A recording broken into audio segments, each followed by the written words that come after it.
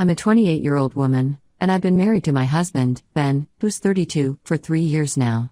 We first met at our mutual friend Sarah's wedding. Sarah and I had been college roommates, and Ben was a childhood friend of Sarah's husband. I remember being immediately drawn to Ben's easygoing nature and quick wit.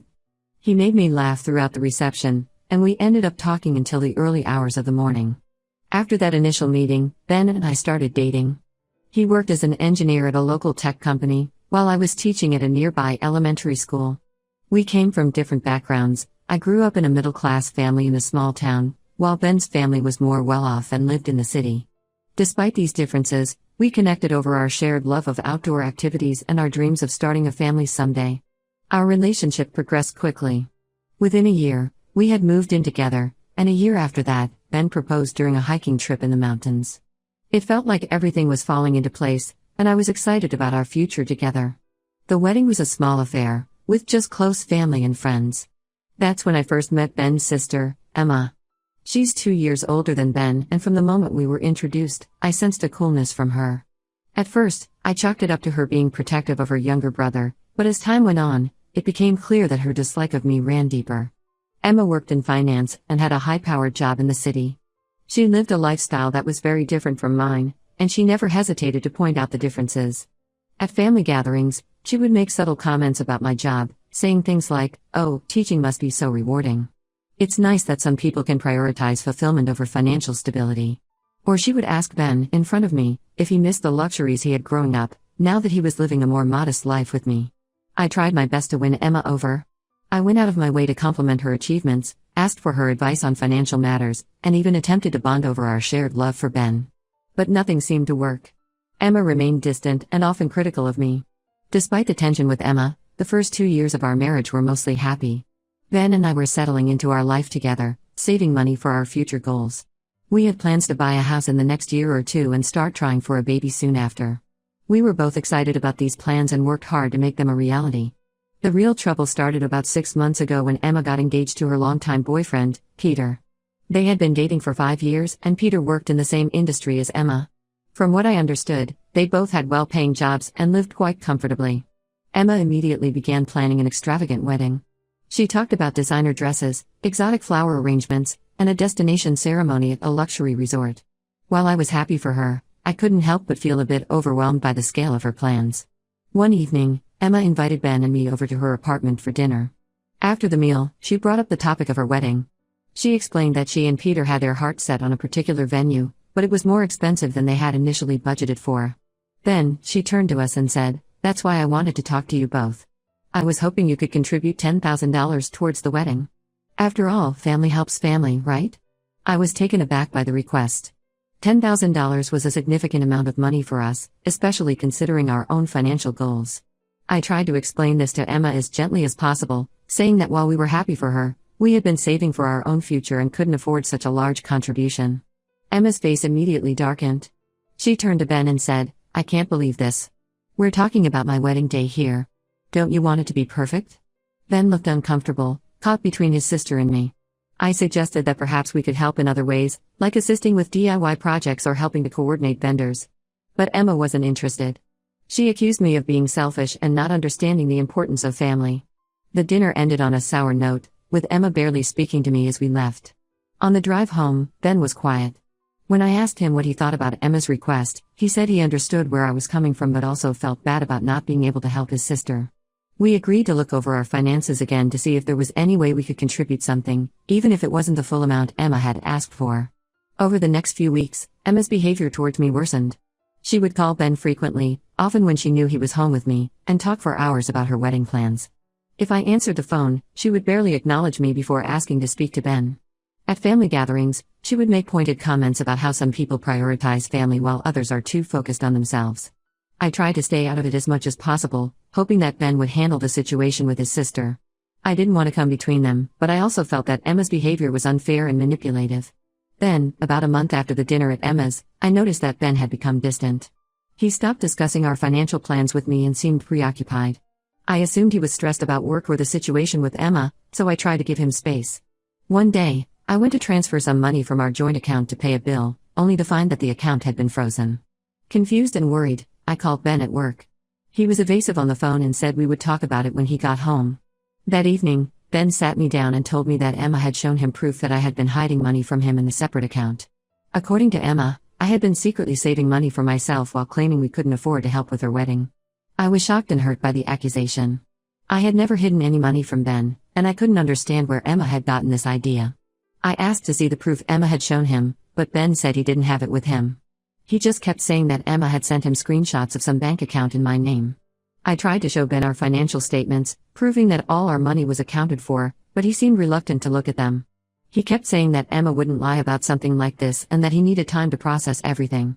Feeling betrayed and frustrated, I decided to stay with a friend for a few days to give Ben some space and to clear my own head. As I packed a bag, I couldn't help but wonder how our relationship had come to this point, and what Emma's true motivations were in driving this wedge between us. Update when it's been about 3 weeks since I left our home to stay with my friend, Lisa. These weeks have been some of the most challenging and confusing of my life. When I first arrived at Lisa's apartment, I was in a state of shock. I couldn't believe that Ben, the man I had built a life with, could so easily believe his sister over me. For the first few days, I kept expecting my phone to ring, for Ben to call and tell me it had all been a misunderstanding. But the call never came. I threw myself into my work at the school, staying late to grade papers and plan lessons, anything to keep my mind occupied.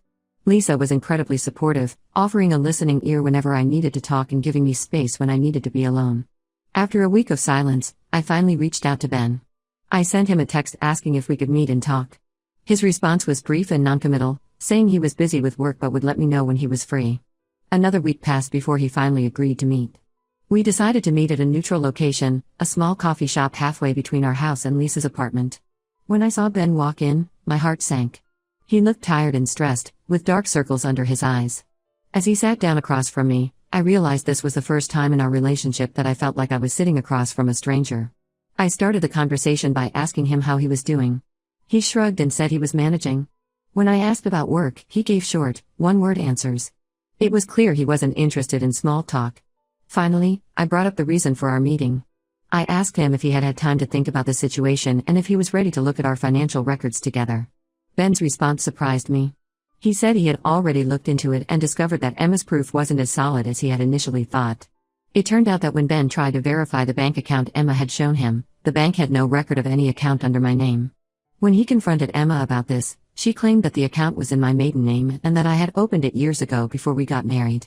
I was relieved that Ben had finally started to question Emma's story, but I was also frustrated that it had taken him this long to do so. I asked him why he hadn't come to me first with this information. His response was that he still wasn't sure what to believe. I couldn't hold back my frustration any longer. I told Ben that I felt betrayed not just by his sister's lies, but by his willingness to believe them without giving me a chance to defend myself. I reminded him of our years together, of the trust we had built, and asked him how he could throw that away based on some screenshots his sister had shown him. Ben sat there in silence for a long moment. When he finally spoke, his words cut deep. He said, "Even if Emma's story isn't true, you shouldn't have refused to help her with the wedding. She's my sister, and family should come first." I was stunned. After everything that had happened, after Emma's lies had been exposed, Ben was still defending her. I tried to explain again why we couldn't afford to give Emma the money she wanted, how it would set back our own plans for our future. But Ben didn't seem to be listening. As our conversation went on, it became clear that this wasn't just about the money anymore. Emma had managed to plant seeds of doubt in Ben's mind about our relationship, and those doubts had taken root. Ben started bringing up other issues, times when he felt I had been controlling with our finances, or instances where he thought I had put my needs before his family's. I left the coffee shop feeling more hopeless than ever. It seemed that no matter what I said or did, I couldn't compete with the influence Emma had over Ben. I realized that this wasn't just about Emma wanting money for her wedding, she had been trying to undermine our relationship from the beginning. Over the next few days, I learned that Emma had been busy spreading her version of events to the rest of Ben's family. Ben's parents, who had always been kind to me, suddenly became distant. They stopped inviting me to family dinners, and when I did see them, they were polite but cold. Ben's cousins, who I had gotten close to over the years, started avoiding me at social gatherings. I overheard snippets of conversations where my name was mentioned along with words like secretive and greedy. It felt like my entire world was crumbling around me. What hurt the most was that Ben did nothing to defend me. When I asked him to talk to his family, to tell them the truth about Emma's lies, he said he didn't want to get involved. He claimed he was trying to stay neutral, but to me, his silence felt like a betrayal. As the days turned into weeks, I found myself questioning everything about our relationship. Had I been naive to think that Ben and I could build a life together when his loyalty to his sister was so strong? Had Emma seen something in me from the beginning that made her dislike me, something that Ben was only now starting to see? I'm still staying at Lisa's apartment, unable to face the idea of returning to a home where I no longer feel welcome or trusted. Ben and I talk occasionally, but our conversations are strained and awkward.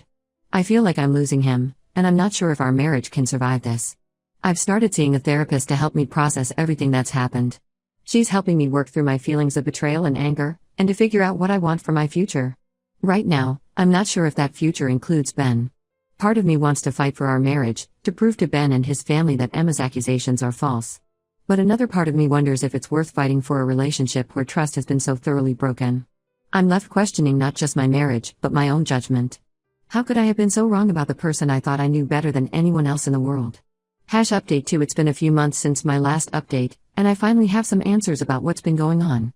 The truth came out in a way I never expected, during a family dinner that I had been reluctant to attend. Ben had been trying to convince me to come to his parents' house for their monthly family dinner. I had been avoiding these gatherings, feeling unwelcome and judged by his family. But Ben insisted, saying it was important for us to present a united front. Against my better judgment, I agreed to go. The dinner started off tense. Emma was there with her fiancé, Peter, and she barely acknowledged my presence. Ben's parents were polite but distant, and I could feel the weight of unspoken accusations in the air. We made it through the main course with stilted small talk, everyone carefully avoiding any mention of Emma's upcoming wedding or the financial situation. It was during dessert that things finally came to a head. Emma started talking about her wedding plans, pointedly mentioning how certain things had to be scaled back due to unexpected budget constraints. She looked directly at me as she said this, and I felt my patience snap. I put down my fork and asked Emma outright why she had lied to Ben about me having a secret bank account. The room went silent. Ben's parents looked confused, and Peter seemed uncomfortable. Emma's face flushed red, but she quickly composed herself and denied knowing what I was talking about. That's when I turned to Ben and asked him to tell everyone about the fake bank statement Emma had shown him. Ben hesitated, looking torn, but finally he spoke up. He explained about the screenshots Emma had sent him, and how the bank had confirmed that no such account existed. Emma's facade cracked. In a moment of what seemed like panic, she blurted out, "Okay, fine. I made it up. Are you happy now?" The room erupted into chaos. Ben's parents started asking questions, Peter looked shocked, and Ben just sat there, stunned. Through tears of frustration and anger, Emma admitted that she had fabricated the whole story about the secret bank account. She said she felt desperate after we refused to give her the money for her wedding. She thought that if she could make me look bad, Ben would feel guilty and eventually agree to help with the wedding costs. I sat there, feeling a mix of vindication and exhaustion. All these months of stress and heartache, all because Emma couldn't accept that we had our own financial priorities. Ben looked devastated, realizing the extent to which he had been manipulated by his sister. Ben's parents were furious with Emma. They demanded to know how she could do something so deceitful, especially to her own brother. Peter, Emma's fiancé, got up and left the house without a word. I later learned that this incident was the final straw for him, and he broke off their engagement shortly after. In the aftermath of Emma's confession, Ben apologized to me over and over. He said he felt horrible for doubting me, for not standing up for me to his family, for letting Emma's lies come between us. But as I sat there listening to his apologies, I realized that the damage had already been done. Yes, the truth had finally come out. But the fact remained that Ben had been willing to believe the worst about me based on some flimsy evidence from his sister. He had frozen our joint account, accused me of lying, and stood by while his family ostracized me. All without once really listening to my side of the story or standing up for me. I told Ben that while I appreciated his apology, I couldn't just forgive and forget. The trust between us had been severely damaged, and it wasn't something that could be repaired overnight. I explained that I needed time and space to process everything and figure out what I wanted. Ben agreed to give me the space I needed. I moved back into our house temporarily, mostly because I didn't want to impose on Lisa any longer. But things between Ben and me remained tense and awkward. Every conversation felt loaded, and I found myself second-guessing everything he said and did. As for Emma, Ben told her that she was no longer welcome in our house. He said he needed time to reevaluate their relationship and that he couldn't trust her right now. I was glad to hear this, but part of me wondered if it was too little, too late. Update 2 continued. In the weeks that followed, I focused on rebuilding my relationships with Ben's parents and the rest of his family. They were apologetic about how they had treated me, realizing they had been misled by Emma. While I appreciated their efforts to make amends, I couldn't help but feel a lingering sense of hurt. It was difficult to forget how quickly they had been willing to believe the worst about me. During this time, I also started to reevaluate my own priorities and what I wanted for my future. The whole ordeal had forced me to confront some hard truths about my marriage and my place in Ben's family. I realized that I had often put my own needs and feelings aside to avoid conflict, especially when it came to Emma. Now, I was determined to advocate for myself more strongly. Ben and I started couples therapy, hoping to rebuild the trust that had been broken. In our sessions, we talked about communication, boundaries, and how to handle family conflicts in the future. While these conversations were necessary, they were also emotionally draining. Each session felt like reopening a wound that hadn't quite healed. As for Emma, I heard through mutual friends that she was struggling in the aftermath of her confession. Her relationship with Peter had ended, and she had to cancel her elaborate wedding plans. Part of me felt sympathy for her, remembering how excited she had been about her wedding. But a larger part of me couldn't forget the pain and chaos her actions had caused.